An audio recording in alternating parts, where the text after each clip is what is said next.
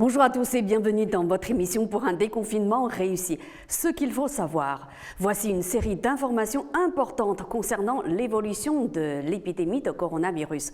Tout d'abord, les rassemblements culturels comme les spectacles, concerts, etc. de plus de 5000 personnes pourront être autorisés à compter du 15 août par les préfets en respectant certaines conditions sanitaires. C'est ce qu'a annoncé le ministère de la Culture dans un communiqué mardi 4 août. Mais pas question de renoncer aux gestes barrières. Et oui, la distanciation d'un siège entre deux personnes ou groupe de personnes est requise, ainsi que le port du masque. À compter du 1er septembre 2020, les spectacles, festivals, concerts ainsi que les foires et salons pourront se tenir sans jauge ni autorisation préfectorale. À noter que de nouvelles informations sur l'évolution des mesures sanitaires seront disponibles aux alentours du 24 août, alors que les divers secteurs du spectacle vivant n'ont cessé d'alerter sur la pérennité de leurs activités du fait de l'interdiction de grands rassemblements avec la crise du coronavirus.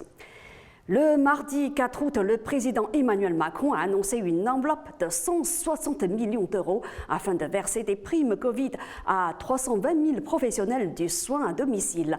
En première ligne face à l'épidémie de coronavirus et aux grosses chaleurs, cette enveloppe sera financée à part égale par l'État et les départements. Ces primes, calculées au prorata du temps de travail, seront versées avant Noël. C'est ce qu'a annoncé le chef de l'État. Je veux rendre hommage à ces 320 000 professionnels du soin à domicile. Ils sont celles et ceux qui permettent de vivre chez soi à ces personnes âgées ou en situation de handicap, de résister, a ajouté Emmanuel Macron en déplacement à Toulon.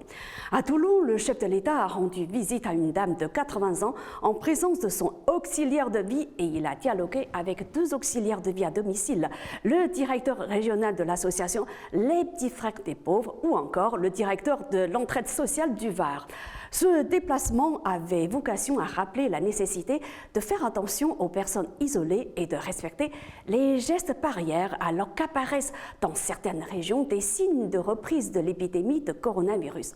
Le président de la République est venu aussi exprimer la reconnaissance et l'hommage aux professionnels du domicile grâce auxquels des personnes ont pu rester chez elles, malgré une tâche rendue plus difficile par la difficulté de se fournir en masque et par le confinement. Voici maintenant une information à prendre très au sérieux. L'Île-de-France, la Provence-Alpes-Côte d'Azur, les Hauts-de-France et la Guyane regroupent 70% des malades en réanimation. Par ailleurs, selon la Direction générale de la santé, 1039 cas de contamination au Covid-19 ont été recensés ces dernières 24 heures. Il y a eu 139 nouvelles hospitalisations à cause de la maladie et 21 malades de plus ont été admis en réanimation. À noter que les chiffres des contaminations à Mayenne sont à la baisse.